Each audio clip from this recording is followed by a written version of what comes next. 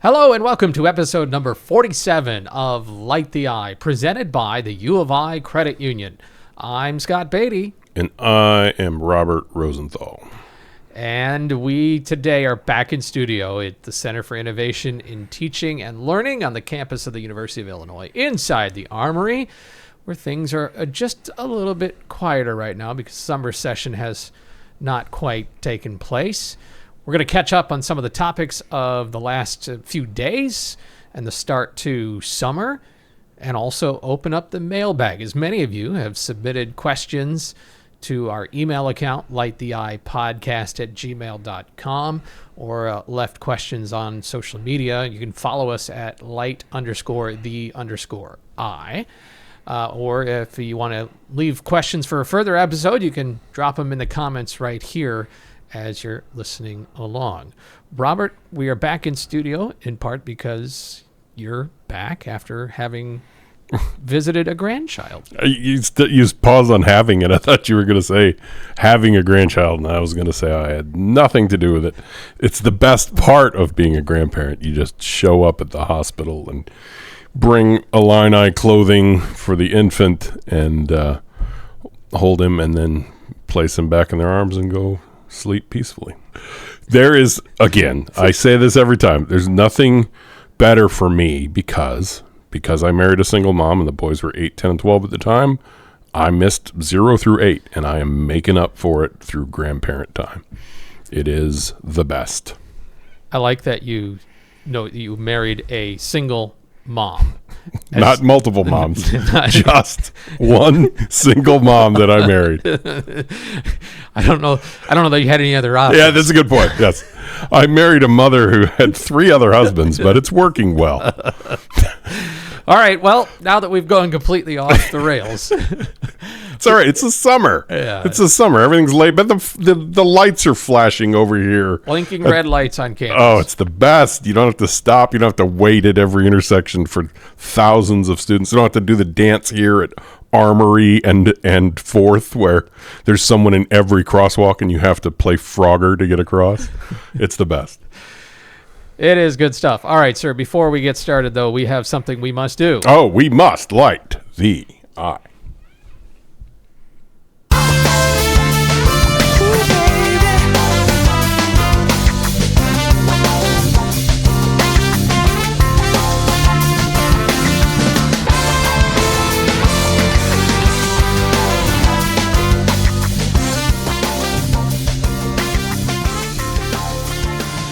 Robert, as we're recording this, we do not yet know the final decision of Andrej Stojakovic.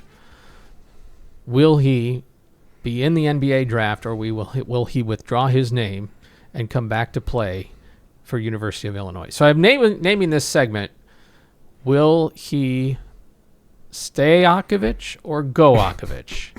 And as a service to our listeners, because we are putting this together before the deadline, I feel like we should just react both ways and analyze it both ways. Okay. I don't really want to do the second one, but okay. Well, I mean, but we just don't know. Yeah, you're right. You're right. So it's like a choose your own adventure. If he did come back, fast forward to. So let's go ahead and it just wasn't just. We'll go ahead and get the one you don't want to do out of the way. Okay. We just learned, Robert, but we haven't learned yet, but we just learned that Andrej Stojakovic is keeping his name in the draft. Reactions? I don't like this. Like, I'm ready to go out of character already. I'm like, I wasn't prepared.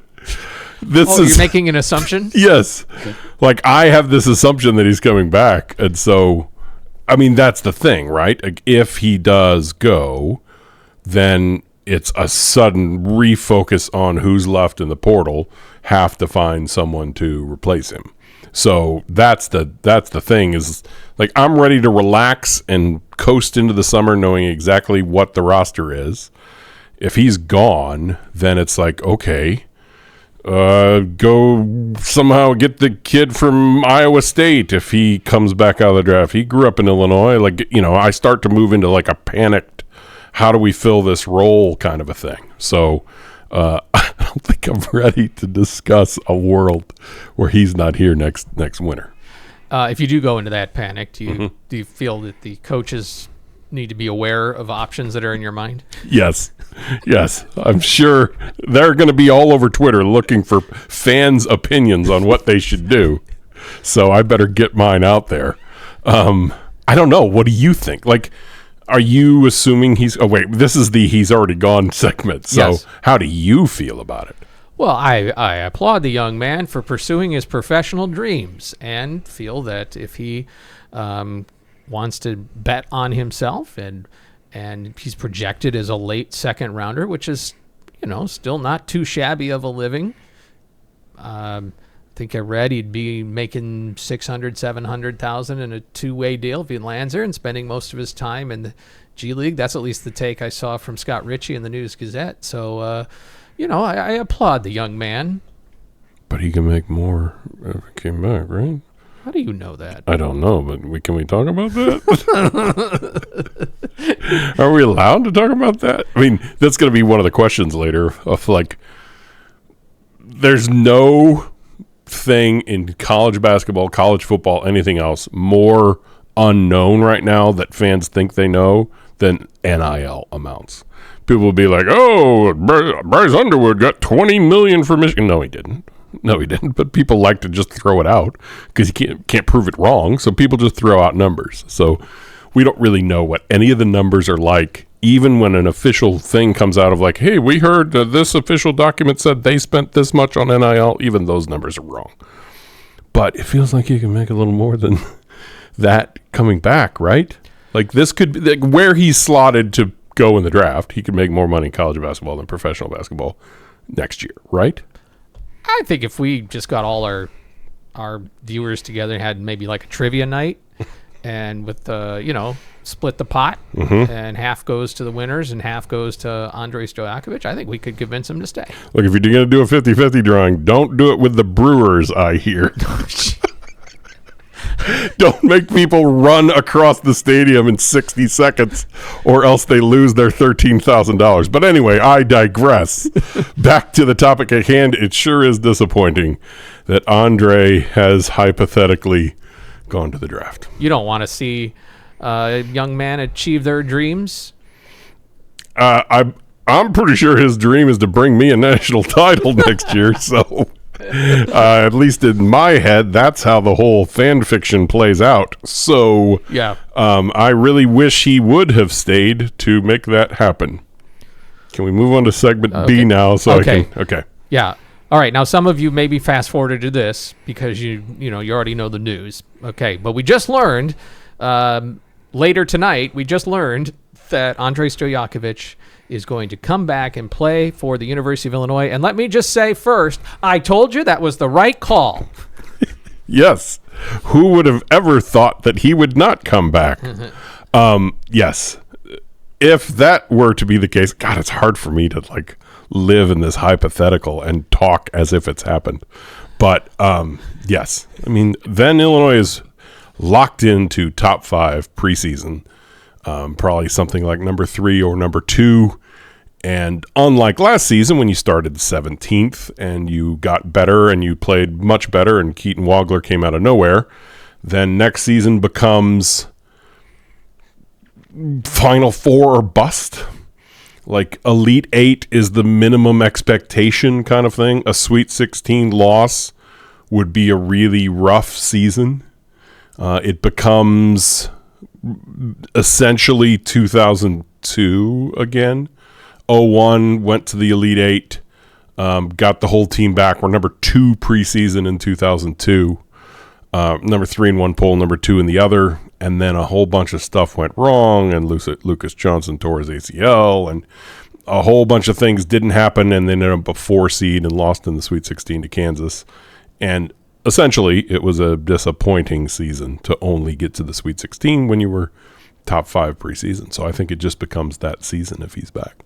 That last year was a fun ride, and once you got to the Sweet 16, it was gravy, and then they turned that gravy into a Final 4. This next season would be, gosh, I think Elite 8 loss is a disappointment. As crazy as that stupid as that sounds, it would be like, here's another opportunity to go, win the elusive title. Could you say, I just had this thought, Mm-hmm. back-to-back visits to the tournament with this team, and when I say this team, with a good core from the 26 team and the 27 team, could it be like it's a couple of rounds of golf back-to-back days on the same course, and one day you might shoot 8 under par, and the next day you shoot 2 under par, and you're like, oh, you're a good golfer, but you just shot better in the first round? That's a great way to put it, I think. I think that's excellent.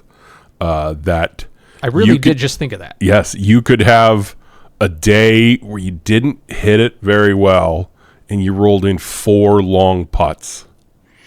And then you could have another day where the ball was going where you thought it was going to go, and you're leaving yourself 12-foot, 10-foot birdie putts all over, and you can't get a single one of them to drop. And the day when you hit it well, you got a worse score than the day when you were scrambling around. I think that's very possible. It's what happened in 01 and 02. Let's just throw it out there. You had some stuff happen. You had the injuries. Some bad things happened in that team, and some issues carrying over and all this stuff, and it's hard to do. But yes, that kind of thing happened. I think the thing that maybe moves my mind away from that is because this past season was 4 overtime losses. All these games where you had the game go down to 1 shot and you didn't win any of those. You often think that the next year is going to be, then it flipped around and we won a bunch of close games. And so, that's where my positive brain moves toward, like, maybe, gosh, if that was the hard luck season where every close game fell the wrong way, maybe this is the good luck season where every close game goes our way, and it's a 1 seed kind of season. So we'll see. I would just say the expectations should be high with Andrej Stojakovic back. But since he's now declared back. Actually, while you're talking, I'm going to check the internet. I mean, because the announcement either way has to happen in the next few hours. So, you might as well just take a peek, right? But it presumes I'm going to talk a long time here. And I'm not. I just want to say that there is a randomness. It's less than random, but good teams lose in a single elimination tournament. That's what I want to say. Yes. I think of it this time of year every year in that, okay, so the Knicks swept the Cavaliers, right? That was going to go that way. If it was a 1-game series, the Knicks are probably winning that 1 game. San Antonio and the Thunder right now, Oklahoma City, like, look at you talking NBA. I know. It's back and forth, and the series is 3-2 right now. If that was a 1-game series, one of the teams is going to play well, one of the teams is going to play poorly, and somebody would be going home quite undeservedly, I think you could say. Yeah. So yes, it's a good example of if college basketball was 5-game series or 7-game series, you're going to get the best team winning. When you have a single elimination and 2 close teams, it's just, you got to have that. You got to be hitting your long birdie putts. All right, because of the success that men's basketball just had, Brad Underwood got an extension to his contract and a bunch of assistants. Tyler Underwood, notably, but several of the assistants got a nice pay bump. And essentially, Brad Underwood has spoken like this is his last job. Yes. And I think everything has pointed toward that since he signed the non-compete, saying, like, not only will I not go anywhere in the Big Ten, I won't go anywhere in the country. Like, I am here, I am set. This is my choice. This is my place. And a lot of the talk during this tournament run was centered around. It's why I asked that question in Houston at the Elite Eight of when he was at Macomb for 10 years, he settled on this being his dream job, and now he's taken his dream job to the Final Four, and now He's going to set his own plan of when he wants to be done. How old's Tom Izzo now? Like 71, something like that? And he's still going at Michigan State. Underwood is 62, so if he went Izzo's length, that's 9 more years here. But yes, he can set what he wants to do and how long he wants to do it here in Champaign.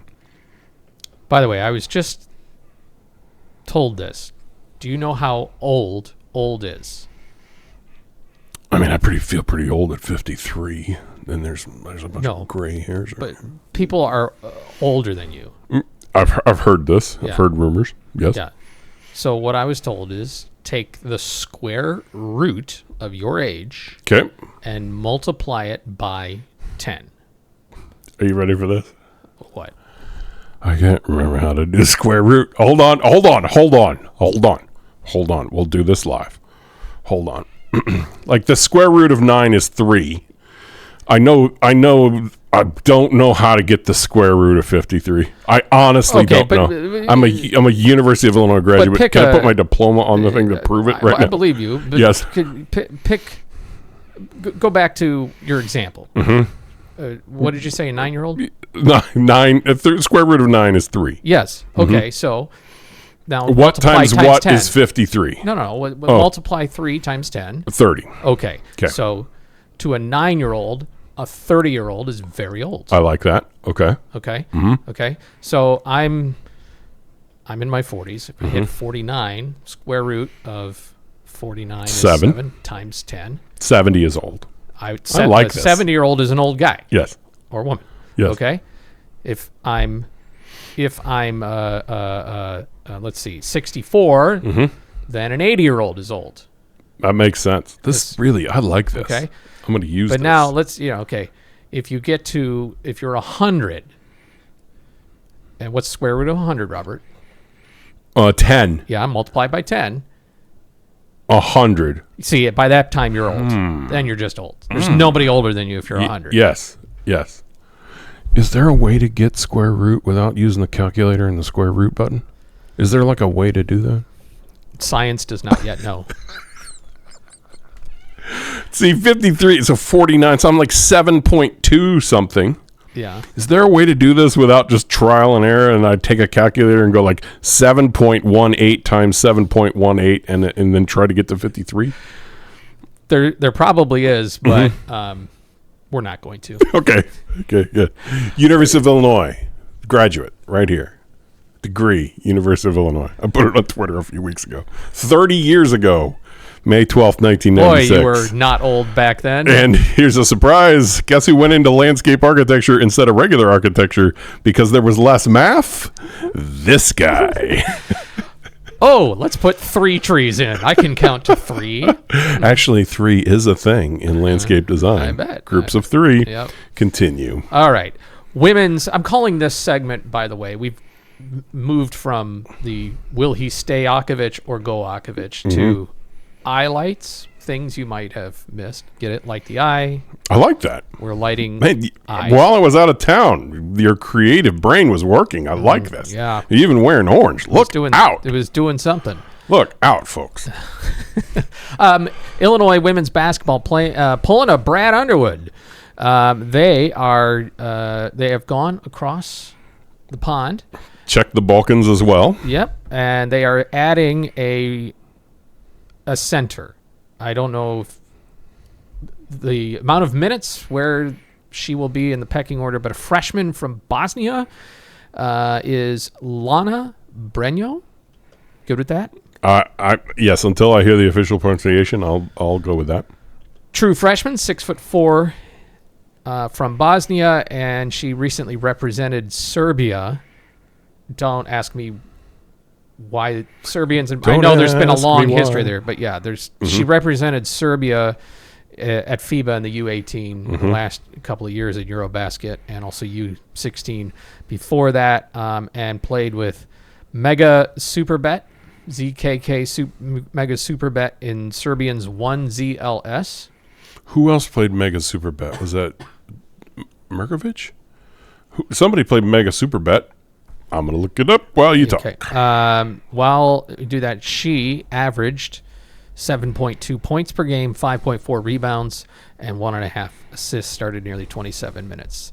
This is the I say that pulling a page out of the Brad Underwood playbook. This is the 5th international player on the roster for 26-27. Sure. Right. Yeah. Yes. Did you find it? Yes. It was Uncle Miho Mihailovic, mega super bet. Good. All right. Good recall. I knew I'd seen that before. So, Yep. Anyway, they have done that. Also, the women have added to their assistant coaching ranks with Simon Harris, formerly an assistant with Shauna Green in her Dayton years, and they were assistants together before that. I think we have seen this a fair bit with Josh Whitman and his coaches over the last few years. Who was the volleyball, like the Penn coach was added as an additional assistant. Yeah. Meredith Shamoon. Yes. So I think it's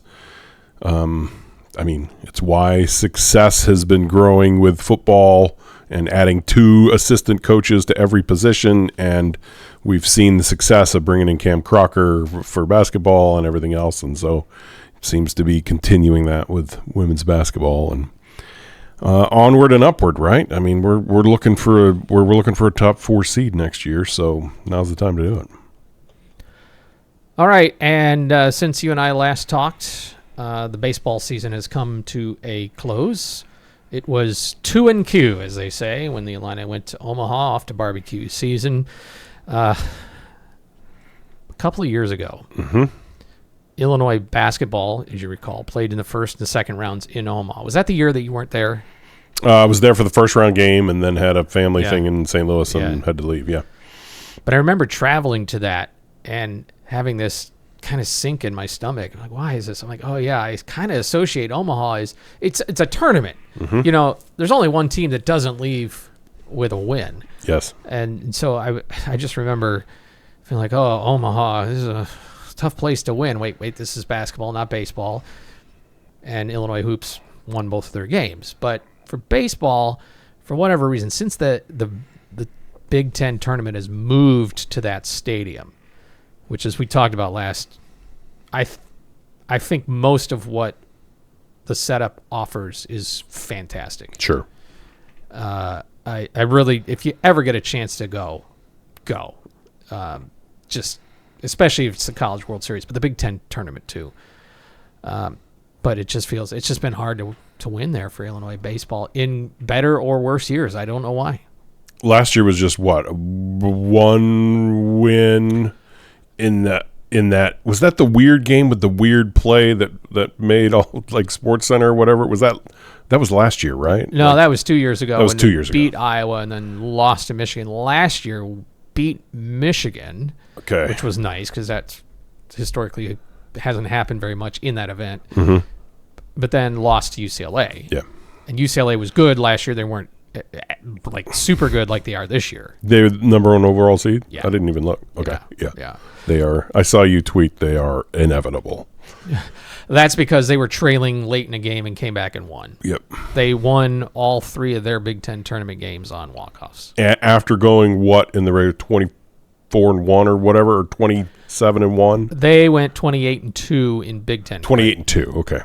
Yeah, they had a loss to Oregon. They had a loss to Washington. So their last 33 games, I'm sure they had maybe some non-conferences in there. They're probably on some kind of like 135 of their last 38 games or something like that. Something ridiculous. So they are very good. Crazy for baseball. They're going to have the number 1 overall pick, but they got a lot of other pros on that team. Yeah. So, Illinois finishes a game above 500, and you can tell, the coaches weren't overall pleased. They wanted, in terms of results, they wanted better. I do think Dylan Napoleon had instant impact. Pitching staff is headed in the right direction. The depth that everyone is excited about at the beginning of a year doesn't always hold true because pitching's hard and injuries happen.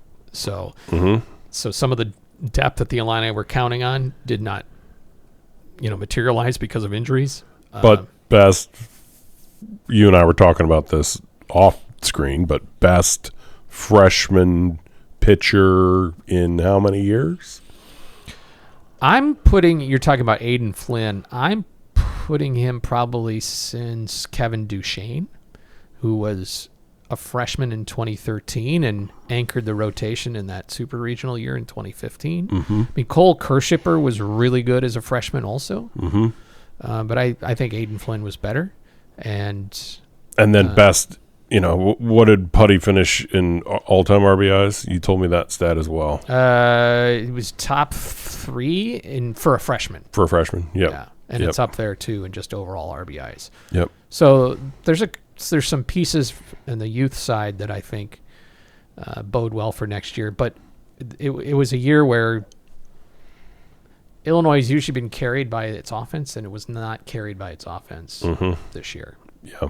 And that's just unusual. But pitching took a step forward. Defense took a step forward. And with the right pieces coming back and whatever is being added with the recruiting class or the portal, and with the possibility that players can develop and get better, and in fact are encouraged to do so. I am strongly encouraged to do so. I am optimistic for the next season. What's the portal like in baseball? So I know that we just saw it with Valencius, joining his brother at Mississippi State, and best player at Illinois just gets drawn into the SEC. Are there, we've seen in the portal for football, some kid goes to Georgia, doesn't play as a freshman, isn't in the rotation as a sophomore, just as like, I can go play like a tight end, like a tight end? Yes, some tight end from Illinois who says like, gosh, I might not play at Georgia, but I could go somewhere and play. Are there those players out there in the portal? It seems like when I see portal players, there's a lot of D2 kids and like JUCO kids, big thing in college baseball and everything else.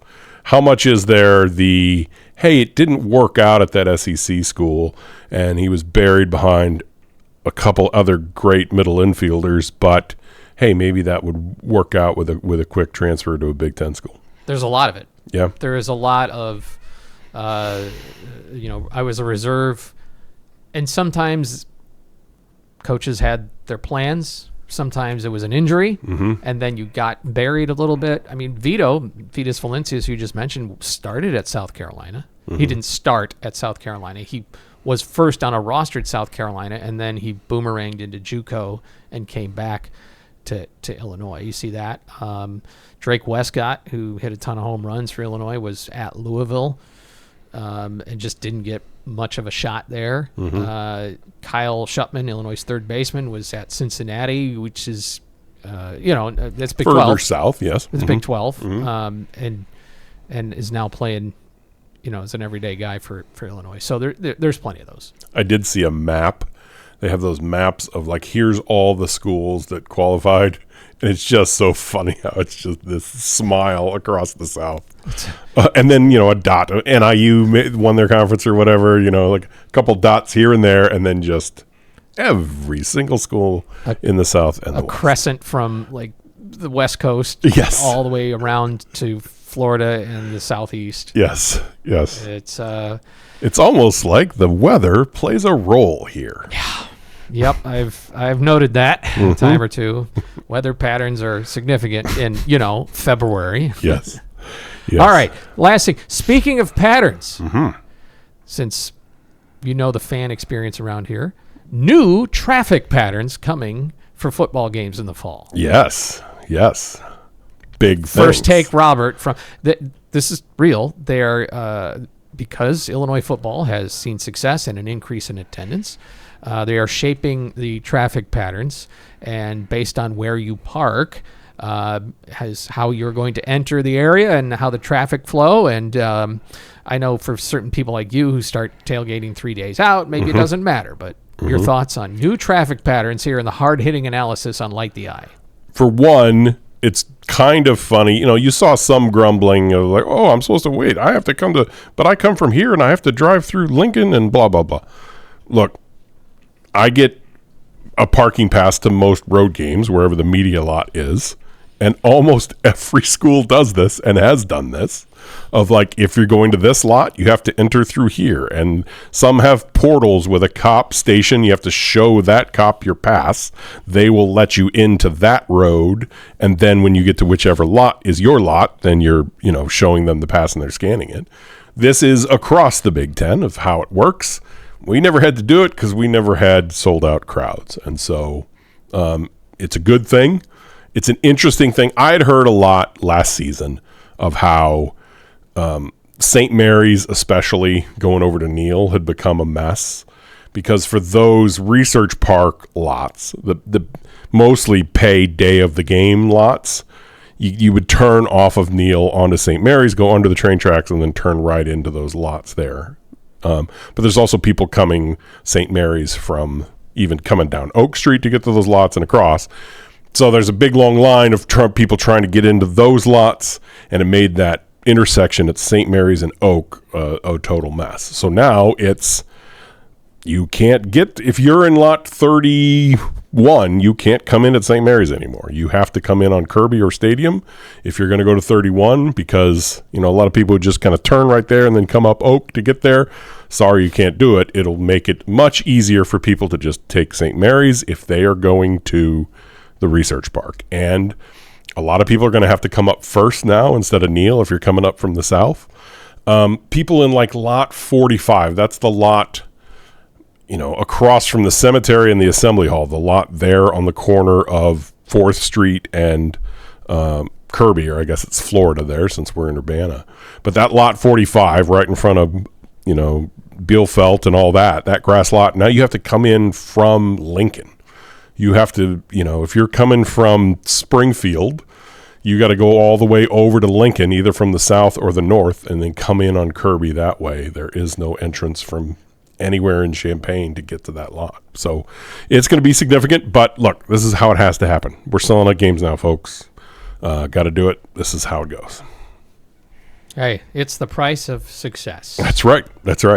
Best news we could get in the off season is they anticipate similar crowds, and we're going to have to deal with the same parking and getting in and getting out issues.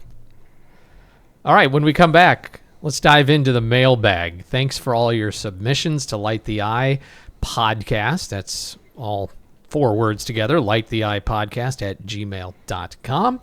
And thanks to you that made social media submissions. Or if you have for future episodes, you can leave them in your comments here below. But we'll answer a few of them at least right after this.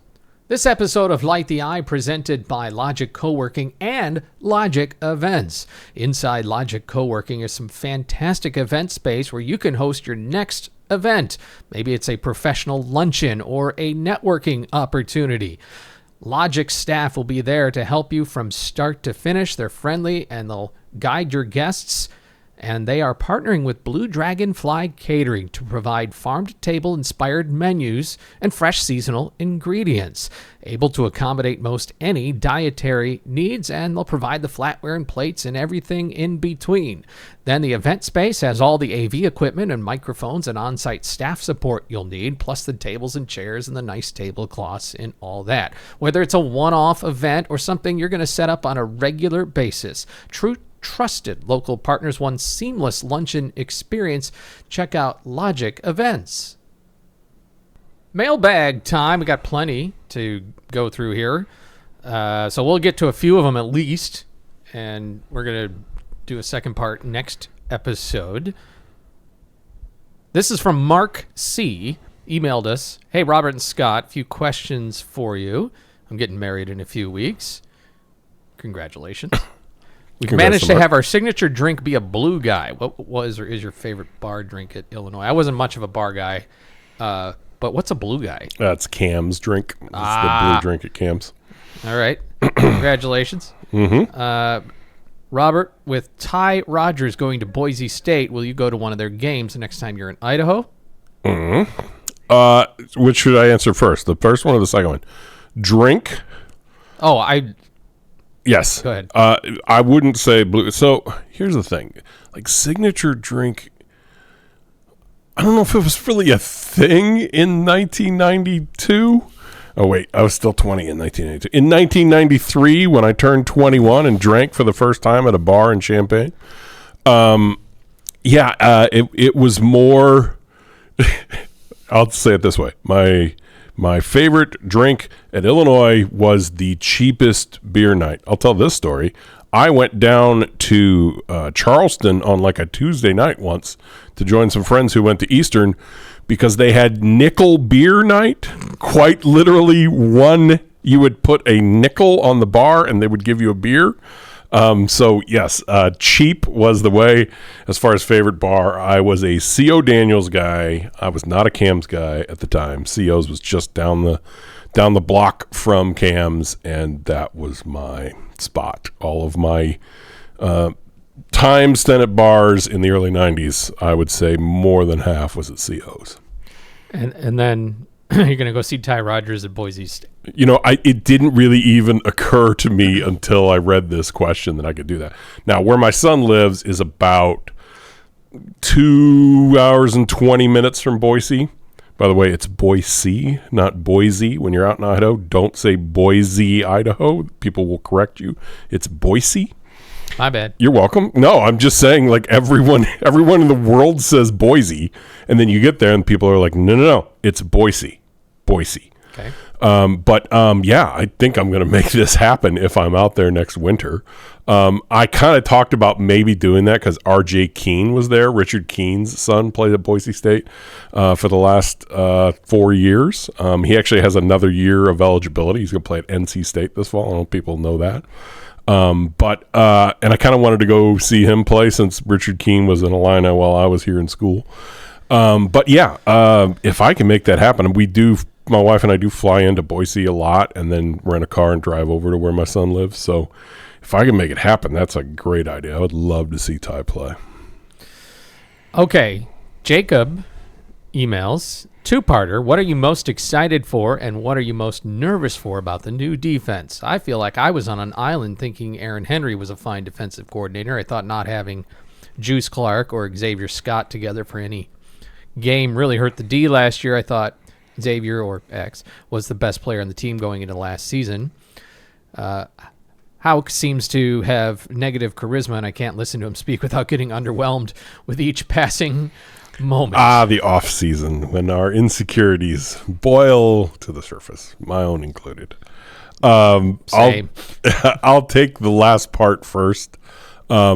People forget that you want negative charisma for a defensive coordinator. You want the hardened guy who doesn't care about anything but missed tackles and wanting to throw his hat on the ground when somebody misses a tackle. So I don't know what exactly negative charisma is, but in a football context, Kurt Cignetti comes to mind. Yes, 100%. That's a great point.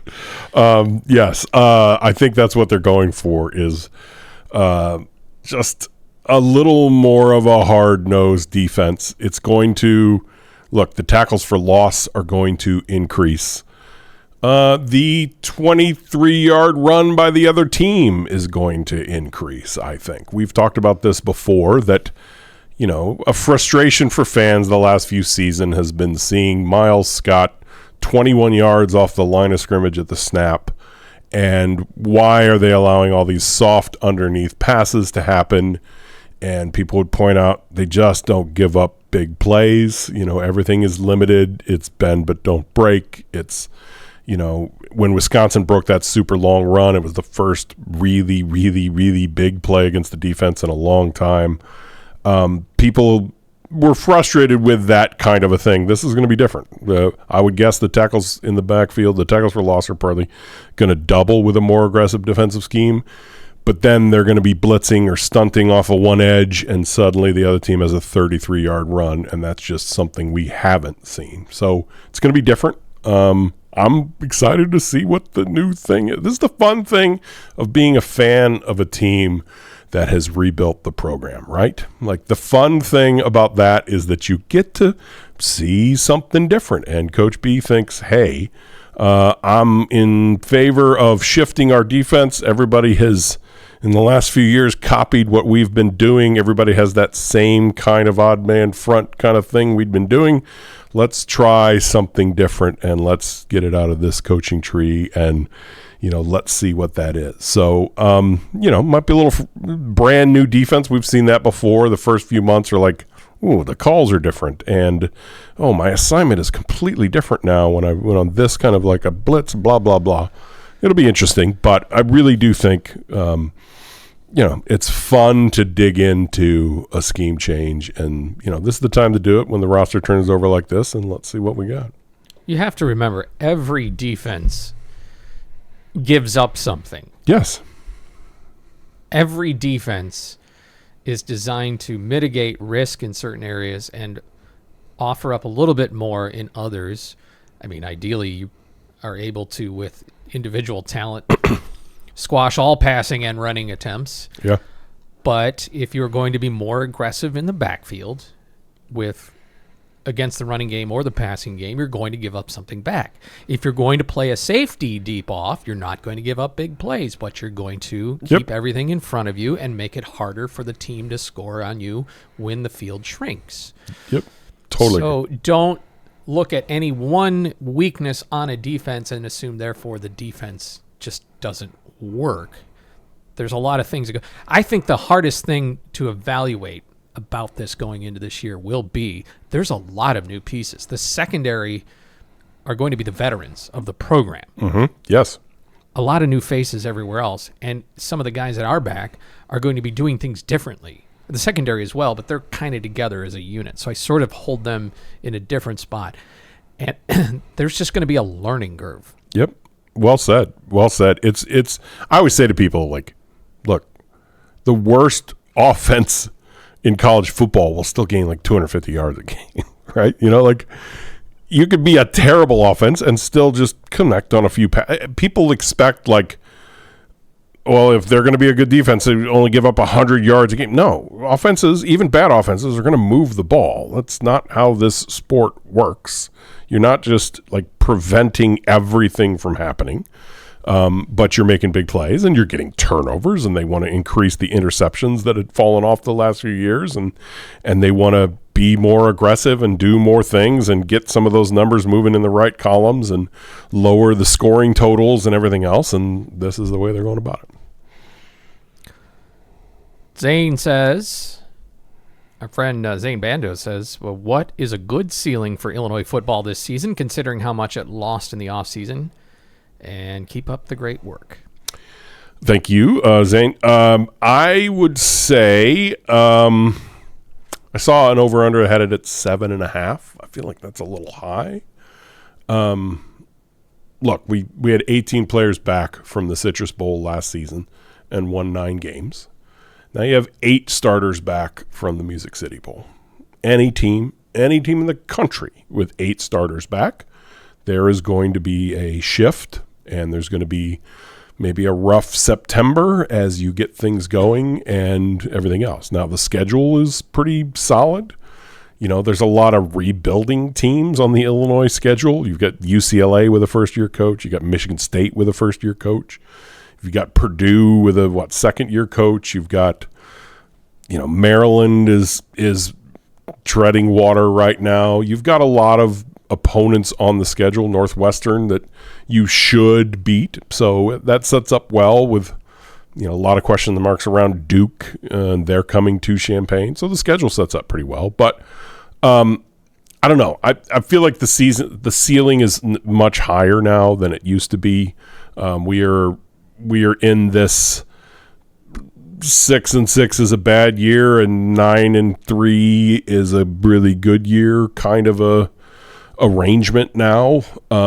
So I would say the ceiling is probably 8 wins. When you only have 8 starters back, you got Oregon, you got Ohio State, you got a couple very likely losses on there. I would say the ceiling is 8-4 and the basement is 5-7, and you want to hit some target somewhere in there.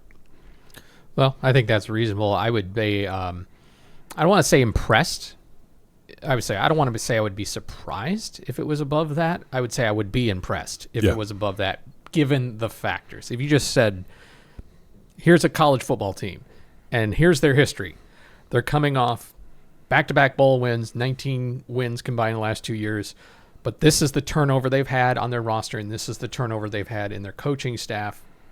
Oh, this is probably going to be a lower year. Mm-hmm. But not definitely. And why I would say I'd be impressed. I would be impressive if they got them very above what you just said.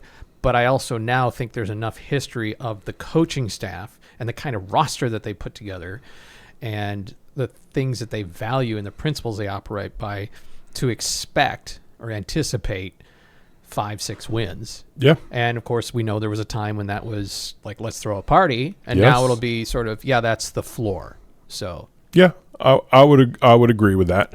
There hasn't been a season with this few returning starters in a long time. I'd have to look that up. But 2023 was a overhaul of the 2022 season, and Altmaier was coming in as the new quarterback, and you had a lot of questions about both offense and defense going into that season, and it ended up 5-7 with a whole bunch of close games going down to the wire and everything else like that. I think the program's in a better spot now, but this is fewer players coming back.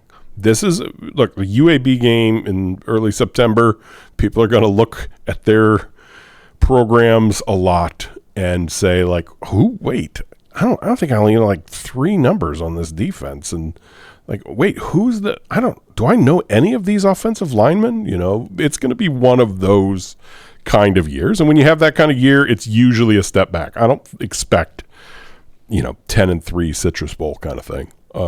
I expect a program at a much higher level, but when you lose a lot of starters, there's going to be something going on. All right. One more. I'm glad this person put this on just because it is very topical right now. What are your thoughts? This is from Pullen Illini. What are your thoughts on the current state of the CFP and the talk of expansion? For a long time, the goal in college sports was to get to the best bowl game you could win your conference. Now it seems the focus is turning to the CFP. Coach Bielema seems to be part of the contingent that's pushing for further expansion, likely because it would give us a higher likelihood of getting in, with our success of the last few years being good but not quite good enough to really be in the teams really in the conversation. Open to any thoughts in general on the topic. Can I start? What's that? Can I start? Yeah, absolutely. Yeah. I just thought I'd answer it first, just do it, because most of the time they just want to know what you think. No, I want to know what you think. What I think, 24 seems like a bit much. Mm-hmm. I would have been fine with 16. I'm not opposed to 24. If so, I'm glad that I'm assuming conference championships would go away because it seems to add an unnecessary step in there. There is some people, as we're recording this, it's a week of the SEC meetings. So there's always the bluster that's going on that comes out of Destin down there, and somebody's naming it like, of course coaches are for more expansion. Same with the basketball tournament, because if you make the playoffs, that equals success or job security. Yep. So I'm not saying specific. I don't know if this is Coach Bielema's line of thinking, but just in general, if you widen the net there, or I don't know, they're going to be in favor of that. Mm-hmm. I think it'd be cool though. So I'm in favor of an expansion. 16 would be fine. Because is 24 necessary to really identify the top team in the country? I would say no, only because I think we all knew who the best teams were when we were just doing 4. Yes. But from an entertainment standpoint, if it all is moved up earlier and the season ends earlier, which I know the coaches have come out, they want the season to be done sooner, I could be for it. Mm-hmm. So there, I answered it. It's interesting how the 24, like last year, Illinois was 26th in the final poll, something like that. Yeah, I think 26th. If there had been a 2014 playoff last year, like the Wisconsin loss would have been the most devastating loss in 20 years in Illini football, because Illinois would have been set up for being in the playoff, just beat Wisconsin and Northwestern, and you're in the playoff. And losing to a 4-8 Wisconsin team would have been devastating. That's just the new world this is setting up to be. I don't say I like it. I don't like the Citrus Bowl. Has always meant a lot to me. I wanted to get back there since 1990. I wanted to return to the Citrus Bowl, and in the last few years, it has been the best SEC team to just miss the playoff against the best Big Ten team to just miss the playoff, and I've enjoyed that, and I like that. In this new setup, that's nothing. It isn't what it used to be. So this question is asking, for a long time, the goal in college sports was get to the best bowl game, and you could also win your conference. I've grown up on that. I've spent my entire life in that mold. I even defended it when the playoff expanded to 12, that like everybody thinks that the bowls don't mean anything. The bowls still mean a ton to me, and these last 2 bowl wins mean a ton. But on the flip side of that, if it does go to 24, yeah, if they do let the rest go to bowls, there is a step back for what those bowls mean. Yeah. Everything in the postseason will be about making the playoff. And it is what it is. I don't like it. I'd prefer not to go there, but it's where it's headed. And so then that moves to get to 9-3 or 8-4 to put yourself in the playoff conversation. Is that something Illinois can do? Yes. Yes. Absolutely. And they can do that under this coach, and I'm ready to adapt to that. And I'm ready to say, like, okay, 2 early season losses to Ohio State and to Oregon, that's fine. That's fine. Gosh, if we can win that game against Iowa, we are in a position to make a move for the playoff. I'm ready. I can have that. I can live in that world. I'm ready to do that. I just will miss the whole, what it used to be. Change is hard. Yes. Last question. Where does Illinois now rank in funding with the Big Ten in respect to NIL-funded sports, especially football? Okay, right here. Oh, love it.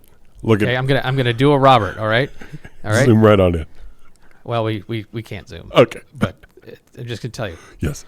I'm gonna tell you where Illinois ranks, and then you're gonna know I'm lying, because nobody knows.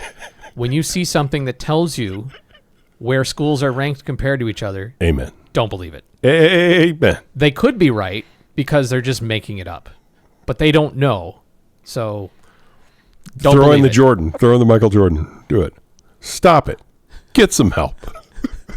If you find yourself believing what you read on Twitter, that all these programs have 20 million in NIL and Illinois and Michigan State don't, or whatever the stupid tweet. Here's my rant on it. I thought we covered it well. Yes, here's my rant on it. Remember when parents, or usually it was an uncle, would send you an email forward in 2004? Yeah. And it was just full of From a prince in Africa? Yes, 100%. Remember those days when you're like, how does my uncle think this is real? How do they believe that this is real? People need to look themselves in the mirror and realize that when you're believing what you see about certain rosters and NIL numbers, you are your uncle believing there's a Nigerian prince with money to offer as long as you send him $2,000. That's who you are. These are unverified people on Twitter saying random things, and people are believing it. You are your uncle. I'm glad you looked people in the eye. Oh, I love that. All right, a couple more things to share. We know some game times for football that came in today. Illinois' season opener against UAB will be Thursday, September 3rd. It'll be a night game, an 8 p.m. kickoff. I can tailgate around that. Yep. And then the September 5th game against nope, they don't play that week. Excuse me. Then the September 12th game against Duke is a 2:30 kickoff. And the September 19th game, those are both Saturdays, against SIU is a 1 p.m. kickoff. Wait, for real? For real. Wait, SIU's a day game? Yeah.